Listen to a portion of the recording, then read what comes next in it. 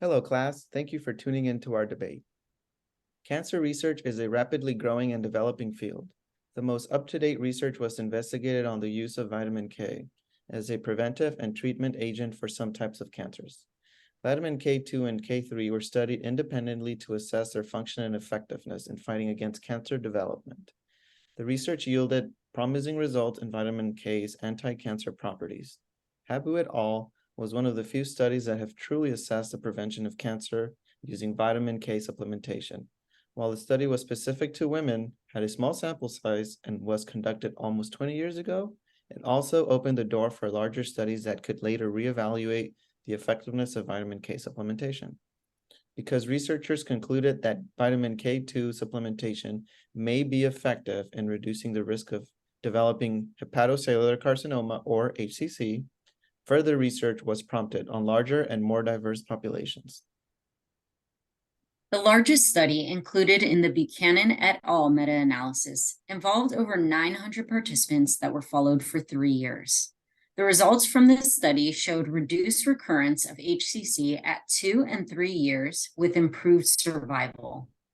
The only other study in this meta-analysis that specifically examined the link between vitamin K supplementation and cancer recurrence involved over 700 participants.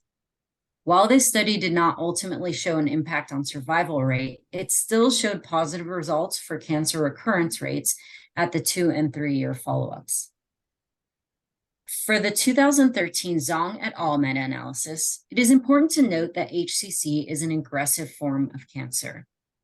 HCC has a high recurrence rate and frequently results in metastasis, which renders a high mortality rate within a short period of time. The poor survival rates of HCC patients indicate that costly long-term studies do not necessarily have to be done in order to yield meaningful results.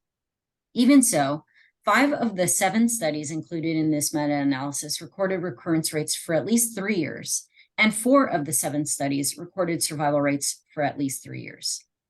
The high percentage of hepatitis C virus in the patients is due to the fact that HCC is a common outcome of hepatitis viruses.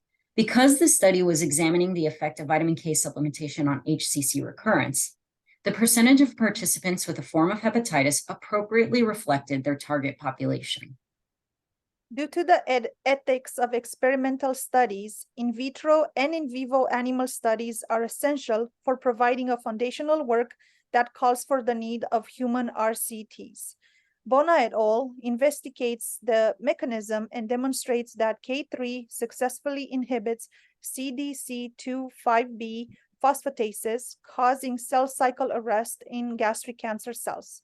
It is known that synthetic vitamin K supplementation, vitamin K3 supplementation, may be damaging to the liver. Therefore, K3 concentration of 2.5 grams over meter squared, which proved effective, was determined based on a safe therapeutic dose for humans. There was no reported incidence of liver damage in human participants with this dose. In summary, the addition of vitamin K has demonstrated safety, affordability, and user-friendliness, posing minimal risk of toxicity. Although research on vitamin K supplementation is ongoing, existing literature indicates that K2 and K3 supplementation positively contribute to the prevention and treatment of cancer patients. Thank you for listening.